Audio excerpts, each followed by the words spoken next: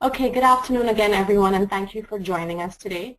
We are going to give the other attendees a couple more minutes here, or at least a few seconds to join. So if you'll hang tight, we'd appreciate it.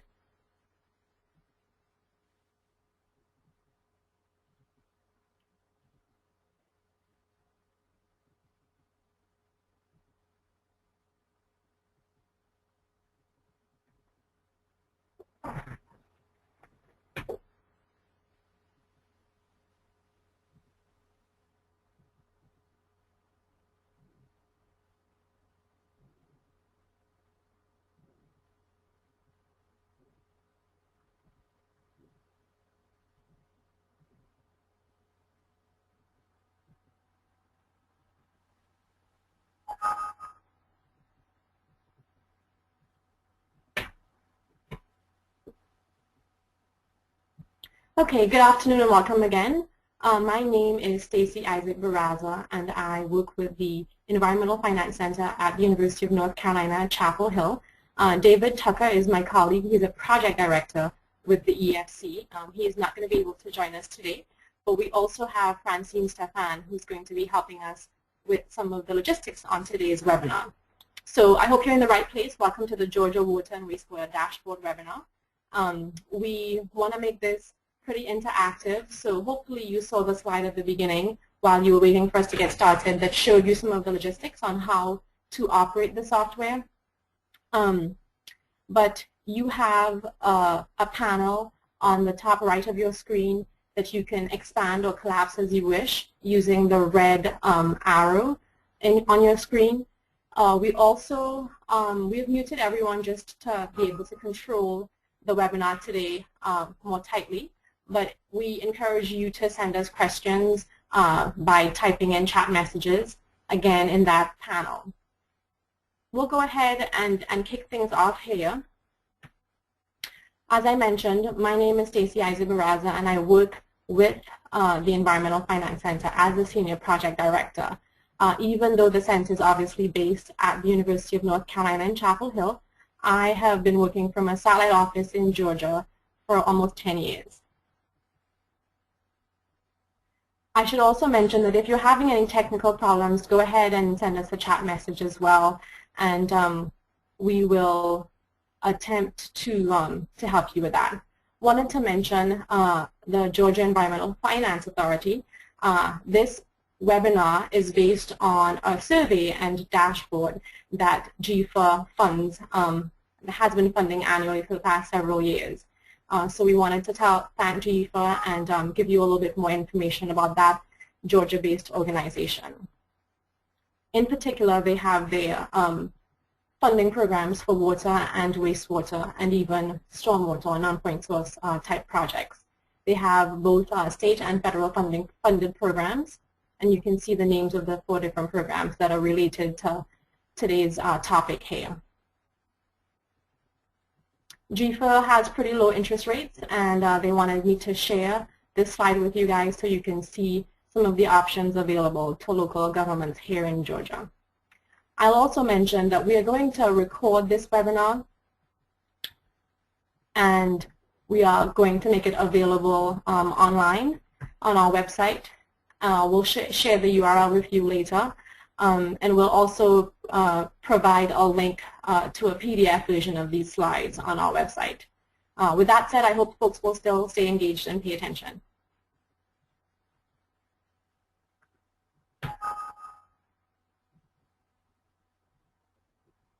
A little bit about the Environmental Finance Center. Like I said, we are based at the University of North Carolina in Chapel Hill, but our scope sort of extends across the country. We've even done work in a couple other countries.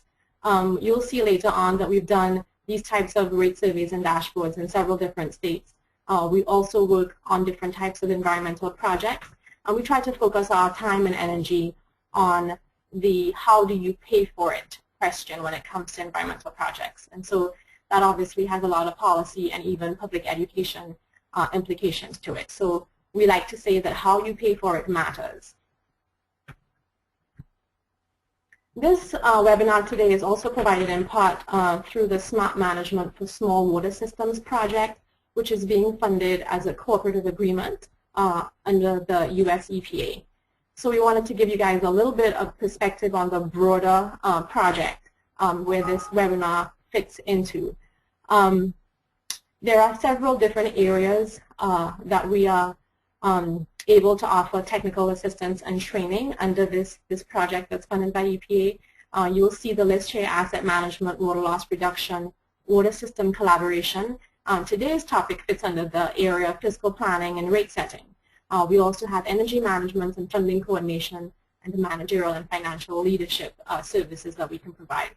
Near the end of the webinar, I'm going to share with you a way that you can request further technical assistance in any one of these areas. You can also go to this website, the URL that you see on your screen right now, to directly request assistance. But we encourage you to take advantage of that. Technically, the project that we have right now is wrapping up in the next few weeks, but we're also very happy to share with you all today that we have been awarded a second round of these funds. So we're gearing up to kick off, if you will, part 2 of this project, where we're able to offer technical assistance and training to small water systems.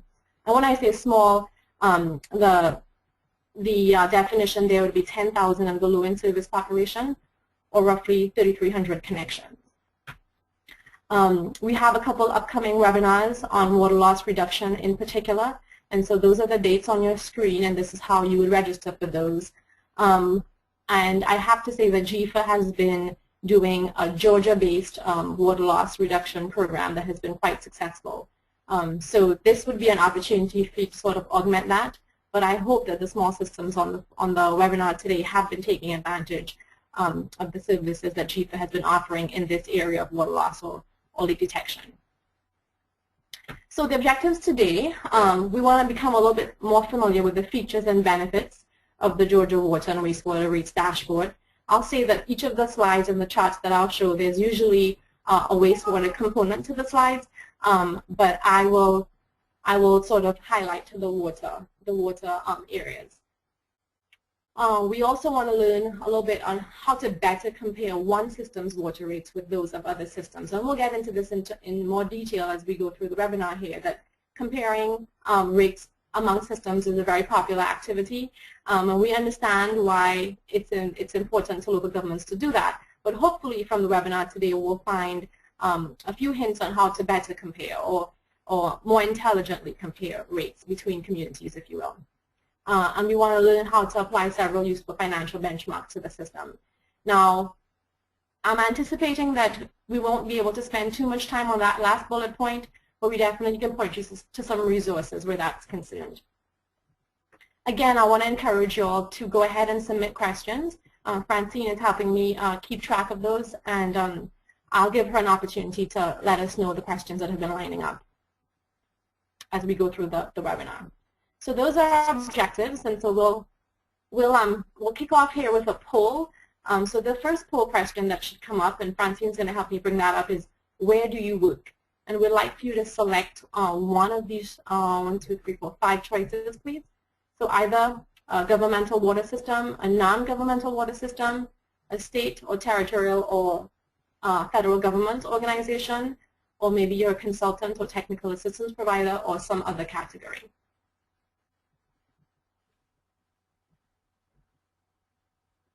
And hopefully folks are has had a chance to respond, so I'll go ahead and close the poll. Sounds good. Thanks, Francine.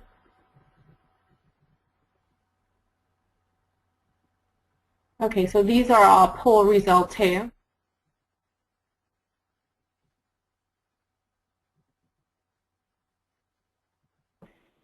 And it looks like 50% of the respondents chose that they're a governmental water system, and 50% are consultants. Okay, that's great. Thank you for sharing that, Francine. Okay. All right, so Francine, are we back to the slides here? Yes, we are. Okay, thank you very much. All right, so we'll move on to the next slide here after our first poll question. Okay, and here's a second question for you. For the water systems, and Francine will bring up the poll in a second, but wanted to kind of give you a preview of the question. For the water systems on the webinar today, how many customers do you serve roughly? So you have three choices here. Maybe you're not a water system, so that would be the last option. Maybe you serve more than 10,000 people, or maybe you serve less than 10,000 people.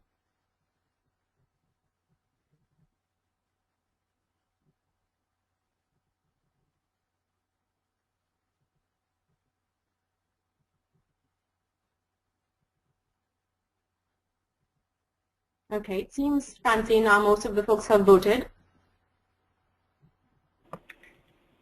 Great, and the results are that 40% are from systems serving 10,000 or fewer people, 20% are from systems that serve 10,000 or more people, and 40% are not from a water system.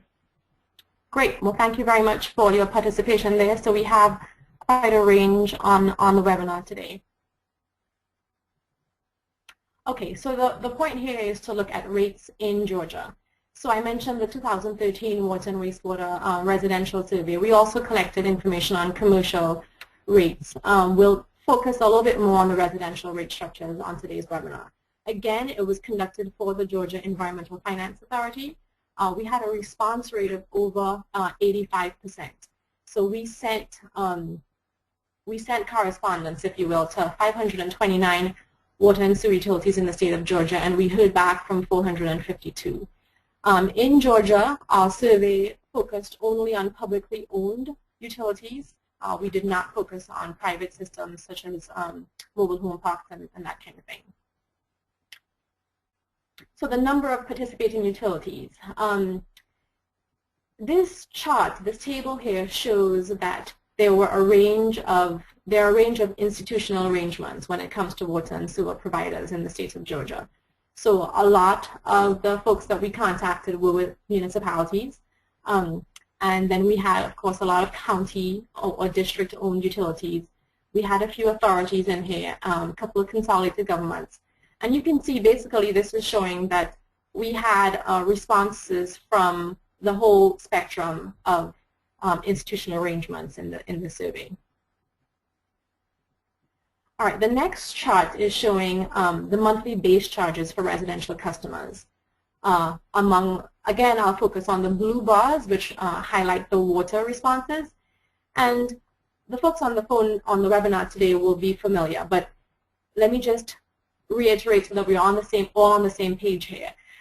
The usual structure for a water rate would be some sort of base charge or flat fee that a customer pays no matter how much water they use. And then on top of that, usually there's a volumetric charge. And we'll talk about the different types of volumetric charge, such as increasing block rates or uniform rates as we get further into the webinar. But in terms of the base charge is an important financial and policy decision for any community. So here you see the base charges for 460 water utilities across the state of Georgia. So we're seeing here clearly the range of $11 to $15 a month was sort of the most common range that we saw. So this is information that you can use at your utilities. You may have good reasons why you are in the 1 to 5 range or that you're over $25 for the base charge.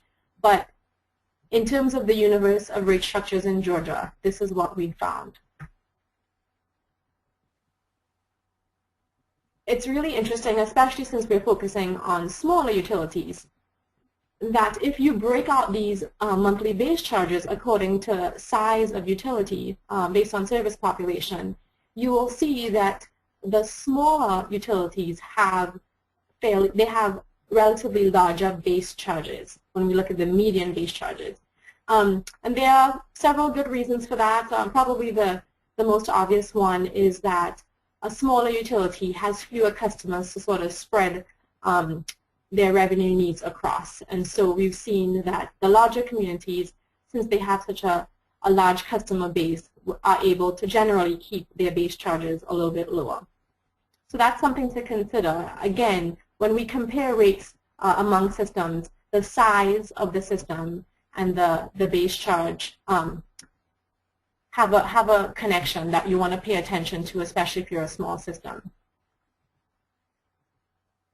Now, another interesting aspect of a base charge is that a base charge could involve some volume of water, or it can involve 0 gallons of water. So in this case, we found that a little over 150 systems or utilities in the state of Georgia did not include any sort of volume with their base charge.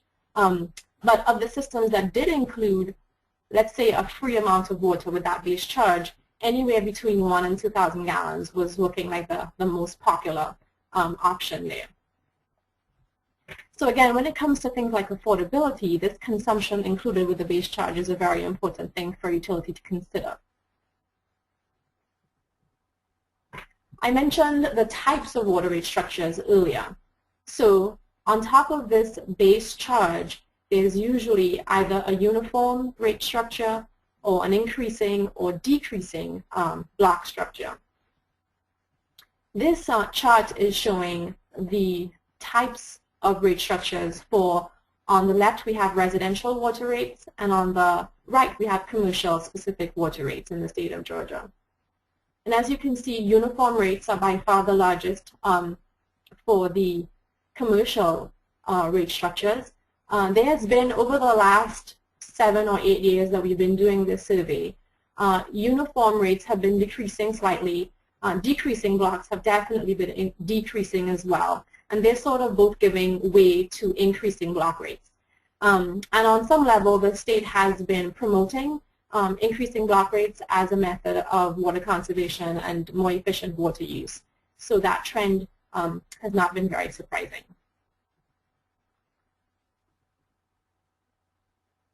This chart we probably don't have to spend that much time on, but apart from the base charge, where a utility sets its blocks or tiers is very interesting, especially when you consider that from what we found at the Environmental Finance Center, the average residential household in this part of the country in the southeast uses about 4,000 to 5,000 gallons a month. And so these block structures are supposed to send a price signal to customers when they use beyond the first block, let's say, and enter the second block. So there's supposed to be some sort of a message that the customer receives. It's sort of interesting that a lot of the blocks cover that whole, they go up to 6,000 gallons. So maybe they're not sending, the idea here is maybe they're not sending the price signal that we are hoping. So when you design a rate structure, where you set the first, second, and third blocks is very important. And this is just giving you an idea of where the utilities in Georgia that do have block rates, increasing block rates, where they have set those blocks. The price for the next 1,000 gallons of water at 5,000 gallons a month, again, going on this assumption that the average residential customer in Georgia and the southeast uses about 4,000 to 5,000 gallons a month, we thought that looking at a price signal of going from 5,000 gallons to 6,000 gallons, that incremental change there, how much does that change affect the customer in terms of the price? And so here you see that it's all across the spectrum. So we have, on the one end, some utilities where you've gone up by less than $1. But in most cases, $2 to $3, maybe even $4 is the price difference that a customer will see. And that sends a message that hopefully the customer will notice the increase, and it would help influence them to decrease their use in the future. It's the basic concept there with the increasing block rate as a tool for encouraging water conservation. This next chart, monthly equivalent residential water bills by consumption. So this is showing the whole consumption spectrum. So you have a residential customer who's using 0 gallons all the way up to one that's using 15,000 gallons a month. And again, if the average is 4 or 5, you see that this does cover a whole spectrum. And you can see the blue bars represent the middle 80th percentile, or 80% of charges, and the black X's show the median for the state of Georgia.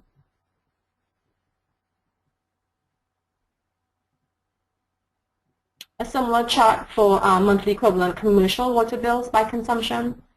Here, of course, we've gone up to 500,000 gallons because commercial or industrial customers tend to use more than your average residential customer.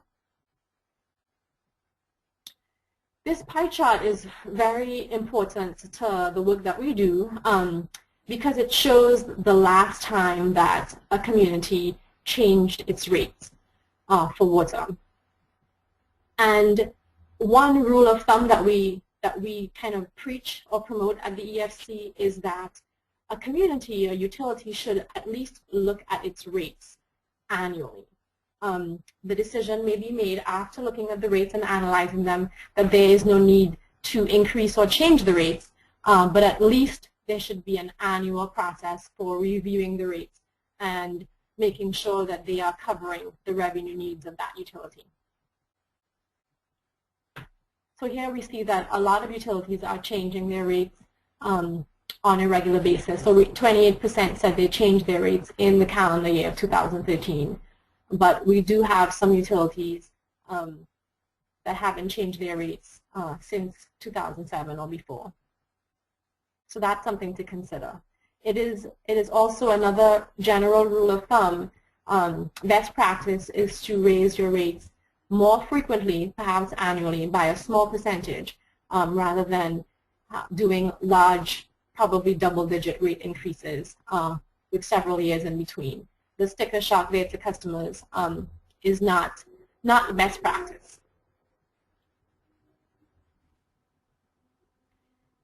This chart is looking at changes in conservation price signals. So it's looking at the price for water for the next 1,000 gallons at 10,000 gallons.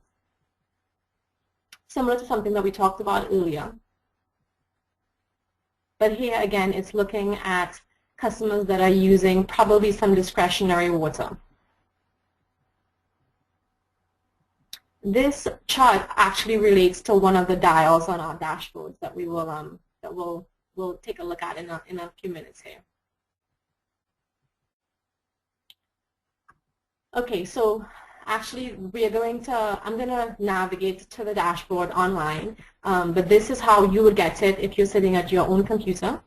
And I'm going to check with Francine to see if we have any questions at this point. Now, we may not be able to answer or address all of the questions today, so if that is the case, we will try to follow up with you within the next week or two. But this looks like a shy group. So, Francine, do we have any questions at this point? We do not have any at this point. Okay, all right, great. Well, we'll press on here. Okay, so everyone needs safe drinking water. I'll continue with some of these slides before I move over to the dashboard. But you know, the slide that we have here, source of pride.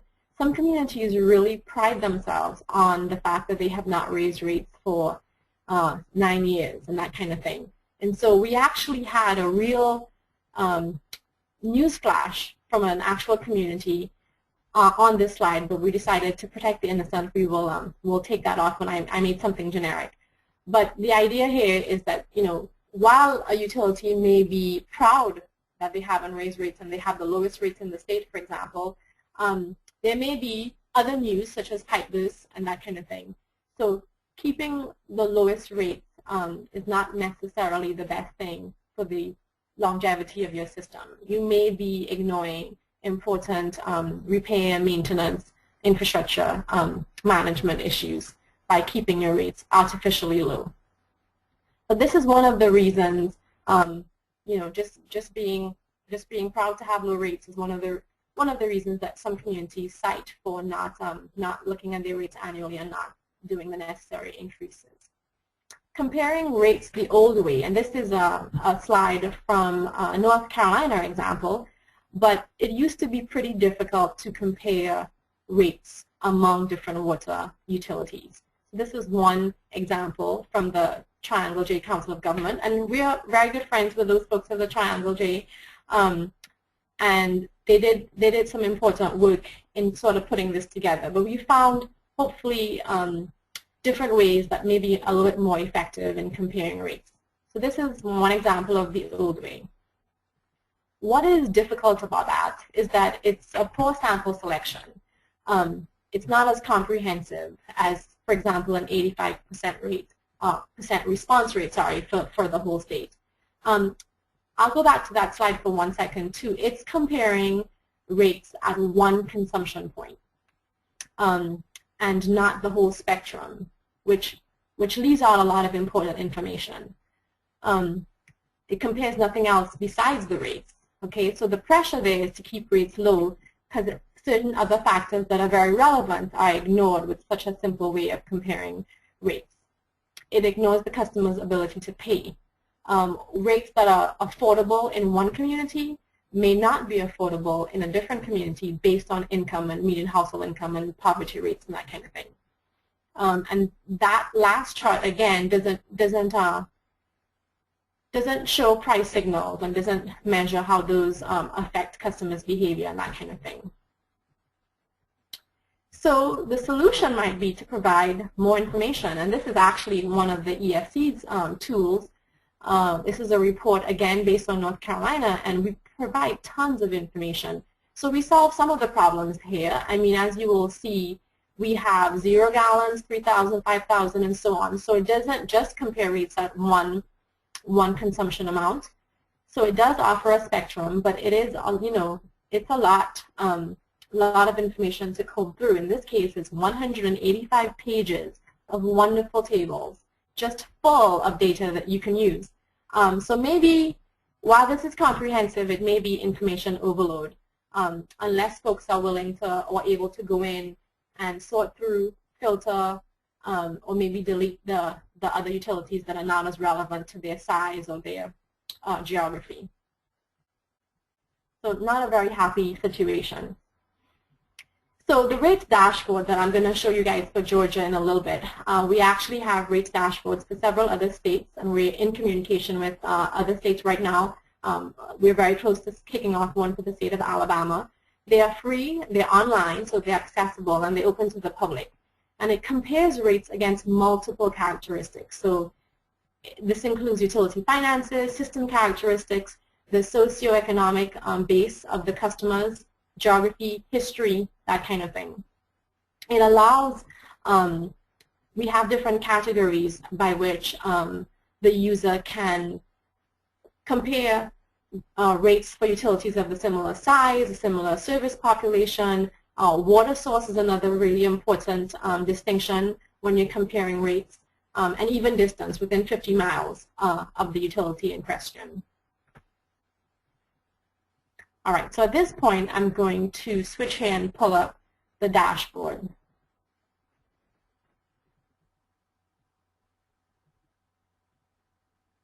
Okay, I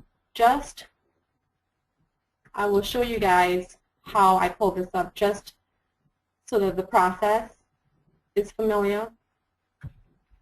This is what we recommend. So the EFC has recently changed our website. So maybe 8 or 9 months ago, we went through a big website change. So we actually changed the main URL. So this is what we recommend now. Instead of having specific URLs to all our tools and stuff, we recommend using this search tool here. And then that will bring up the first link here. What you would do on your machine is you would click on this Click to Run tool in browser. And that's what I've already done here. And I pulled up, I have pulled up here one of the communities that should be on the phone today for joining us for the webinar this afternoon. So Hart County Water and Sewer Authority. There's a lot that we can compare here. So right now it's looking at the water bill only. We can do the water and sewer bill. And then in a second here, these dials should change. I'm sorry, this is just the sewer bill. This third radio button here will give us both water and sewer.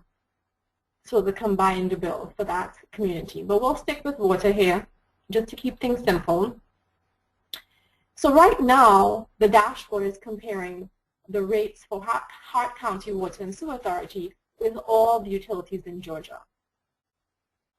But again, with the objective of comparing a little bit more intelligently, we can compare this utility to all the other utilities in the state that have the same water source.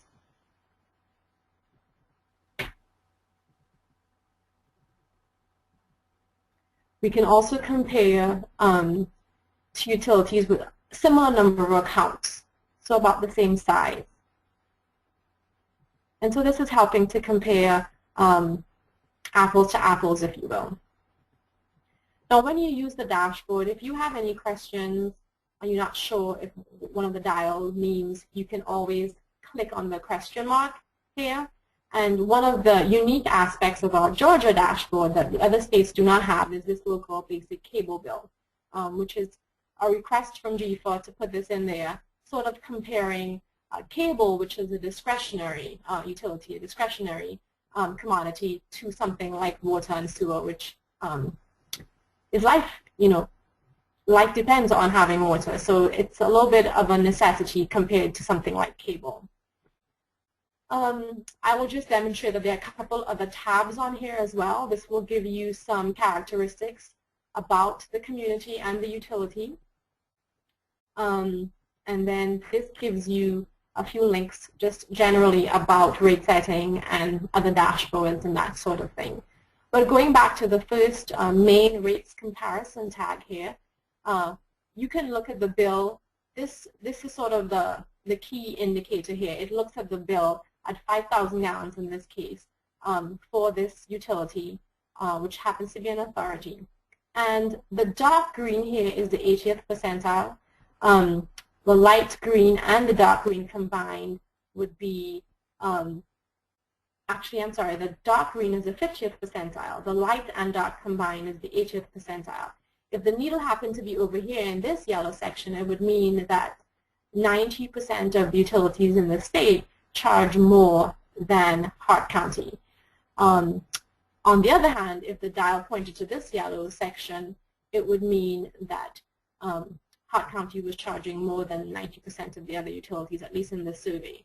Again, you have your question marks here that you can pull up, and it will give you detailed definitions or explanations for each of these dials. The conservation signal dial is something that we looked at in terms of the charts during the slideshow. And this gives an indication of if a customer is using 10, 11,000 gallons, what sort of price signal are they getting? These numbers at the bottom here tell you the minimum or maximum for each of the dials. Cost recovery is also very important. Again, we don't want to look at rates in a vacuum. Maybe the rates are in the green section here. They're doing what everybody else is doing in the state of Georgia in terms of water utility rate structures, but they're in the red. And actually, in this particular case, we don't know the whole story, and this is a fuller picture, but it's not the whole picture, and I should caution against that. But the cost recovery here, operating revenues versus operating expenses, we recommend it be a little bit higher, just to have a cushion and have reserve funds and all that kind of thing that would keep a utility financially healthy. Affordability is interesting here because they're sort of in the affordable range, but it's very difficult to define affordability. We had to make some judgment calls in terms of where or how we color-coded this particular dial. So this one involves some judgment calls on the part of the EFC and in consultation with a couple different entities at the state. These are not really, don't represent judgment calls. These are actual, especially this one, is actually we took the highest and the lowest. We ranked all, let's say, roughly 500 utilities from highest to lowest. And we, this represents the middle, this represents the 80th, and these are the extremes. So this is purely based on the data that we found, as is this, the cost recovery dial. So we could probably pull up another utility here. Let's see how we're doing on time. I think I think we have time to do that. Just checking with Francine here. And we are making some changes to the dashboard going forward. So this general layout is probably going to be very different if and when we do a 2014 dashboard. So I'll just give you guys a heads up on that. Okay, I'm going to pull up Loganville. We didn't ask permission from the utilities on the phone on the webinar beforehand, but since this is, on the web, anybody can look at it. I didn't think it would be an issue. So Loganville seems to have relatively high rates at 5,000 gallons. I want to also point out this slider. We do have communities in Georgia. I mean, Forsyth County, for instance, they say that 5,000 gallons a month is not really realistic. Their customers generally use more than that. So they can look at a different consumption amount. And we can slide this all the way to 15,000 gallons for the month. We can change this back to all utilities in the state. And of course, the map is giving you a little idea of where the utility is located in terms of the geography of the state of Georgia. But we see here a healthier operating ratio, so it's in the yellow, getting close to 1.2. If the ratio was less than 1, it means that the utility is not bringing in enough revenue to cover its expenses. And so that is not a good situation to be in. I think one of the other communities we have on the phone as well is Coolidge. And this is one of the issues with the tool right now that we are looking to address, probably by changing the framework a bit. It's this ability to select the utility. It's kind of finicky at the moment.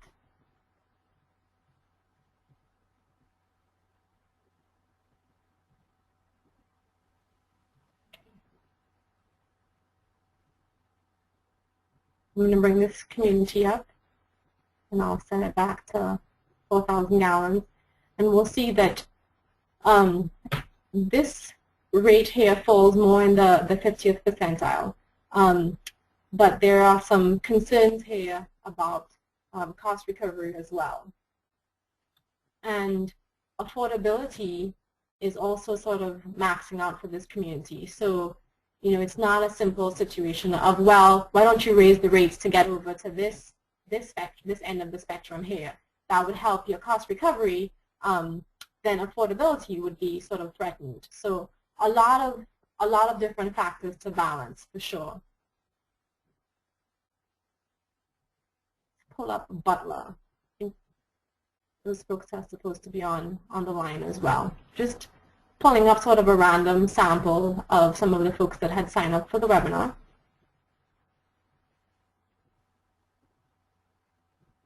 And if I did not select your community and you would really like to look at it right now with everyone else on the webinar, you can send a chat message and Francine will alert me and we'll do that. So again here with Butler, there seem to be some cost recovery issues. Now, this does not tell the whole story, and let me reiterate that. Sometimes we see the cost recovery dial being all the way over here, probably even, looking like it may be too high. But that community or that utility is actually trying to save up for a big capital expense. And so they're putting aside revenue so that they don't have to go into debt, for instance. But before we leave the dashboard, I will highlight this other feature that was actually something that was requested by communities like the ones on the phone today, saying, the dashboard is pretty useful, but we would really like to see what would happen if we changed our rates by 5%. Now, we have to make some assumptions here at the EFC as the creators of the dashboard. Changing by 5% could mean the base charge or the volumetric or a combination. And so we put some information here, some caveats, if you will. Also, we wanted to remind utilities that when you raise rates, you're probably not going to sell as much water next year as last year, because there is a connection between the price of water and how much gets used. So that's what this note in blue text here is reminding you about. In terms of your revenue projections, you do not want to assume that you're going to sell what you sold last year, especially if there was a rate increase. There are other factors to consider. Maybe you have growth in your community, and so maybe you will sell more water. But that hasn't been what most communities in Georgia have been seeing lately. We also have this feature, especially for the cost recovery. The cost recovery information, this data is the only area that we get from, well, actually, we get affordability data from a federal database, and cost recovery is also from a secondary data source. And so if you have more current data for cost recovery, you can actually put that in here yourself and get a more realistic picture of what your cost recovery dial should be looking like. Stacy, we do have a request from John Stover to pull up the city of Byron, if you could. Okay, thank you. Okay, and so the cost recovery dial here for Byron is looking pretty healthy, and they're in the middle range here, the 50th percentile. A small difference in price, going from 10 to 11,000 gallons. It seems the price difference will be $2.65. And affordability, there's a little bit of room there as well. So just from these indicators, it looks like things are pretty good in Byron. We can scroll up here. We don't see any red flags jumping out at us. We'll scroll up here to 10,000 gallons. Okay, and this helps me to remember to point out another feature here. Notice that when I get up to 10,000 gallons of water use per month for a residential customer, the affordability dial sort of gets grayed out, if you will, because generally, if we're looking at affordability, we focus on the lower ends of consumption and not 10 or 15,000. Okay, so that's why the dial still changes, but affordability criteria are not as relevant when you're talking about the higher consumption. Generally, affordability concerns are for your smaller households or folks that may have bigger households, but they do have an opportunity somehow to reduce or control how much water they use. Great. Any other requests there, Francine? No, not at this point, Stacy. Okay, thank you. Well, I will bring the PowerPoint back up. And of course, it goes to the beginning. So I will you have to bear with me while I scroll through really quickly here to get us back to where we were. I just had a couple more slides in particular. I know we have a couple more polls that we wanted you guys to answer for us. So quick review here. Hopefully people remember everything we talked about, right? This is where we kind of shifted to looking at the dashboard as a tool to compare rates. We talked about the other rates dashboards that we have, and stay tuned. We have a couple more that we're working on right now. So that was a demonstration. I did want to mention that again, we have this ability right now for the next couple of weeks, and then eventually when round 2 of this small systems project kicks off with EPA, we have an opportunity to provide direct assistance, one-on-one, if you will, to the communities on the phone as well. And this assistance does focus on systems with 10,000 or less in population. But we wanted to mention the EFC blog, which I'll show you guys I'll give you guys an opportunity to have us sign you up for that. There are different areas, there are different sections of the blog. So if you're interested in energy only, for instance, you can sign up only for energy posts. I'm guessing the folks on the phone today would be interested in drinking water and wastewater. But there are a couple other categories as well of our blog. We wanted to mention the EFC at Boise State. They have this newsletter, and they have a very useful tool as well. That's a dashboard sort of, it's called HydroDash, and is particularly for that utility. So whereas the dashboard that I showed you before lets you compare your utility to others in the state, the HydroDash that EFC, the Boise EFC offers would let you put in indicators for your own utility and come up with some benchmarks. So it's a pretty nice complementary tool to what we talked about on the phone today. And that lets me highlight too that this project that's sort of funding the webinar today, in part, is offered through the network, the EFC network. So it's roughly 9 universities that cover all of the EPA's 10 geographic regions that are getting together and offering these expertise in the technical assistance. So again, a few more weeks to take advantage of it, or you can wait as well and see what comes of the new, the second round that will hopefully kick off in a month or two. Okay, so there is an evaluation form. This is by no means the first webinar we've done on this topic, and we'll have others. So you can do the folks a favor who will be on our future webinars and give us some feedback, and we really use that to improve the whole webinar experience. So we'd encourage you to click on that link afterwards and give us some information. But we have for your convenience, I have posted the link in the chat box, so you can just directly click on it at the end of the webinar and fill it out that way. Okay.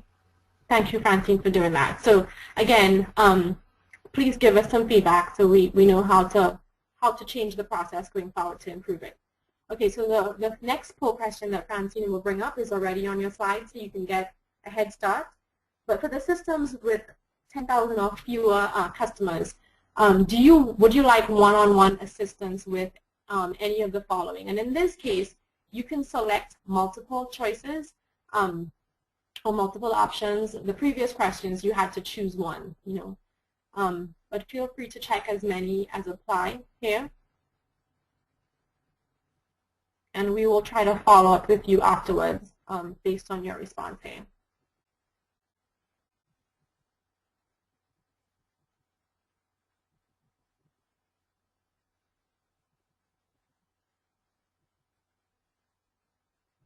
Okay, I will just give everyone a couple more seconds to respond.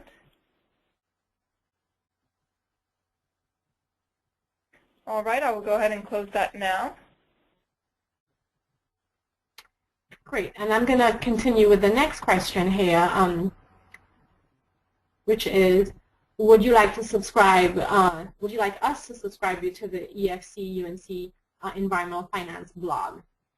We would assume drinking water topics is what folks would be interested in, and so we're happy to sort of sign you up for that. And you would receive a blog post, which is just maybe 5 or 6 paragraphs with a few interesting graphics usually. And the frequency, since we're looking at drinking water topics only, would be once or twice a month. We do try to have weekly posts, but sometimes they're on things like energy or stormwater. Okay, and it looks like everyone submitted their request. I'll go ahead and close that now. Great. Well, thank you very much, folks, for participating in those polls. And we do have about 10 more minutes here, and I wanted to make sure that we had time for questions. Again, David Tucker was not able to join us today. He is a project director with the EFC, and he has been the main person actually creating the rates dashboard for Georgia, and has been working on several of our other dashboards as well.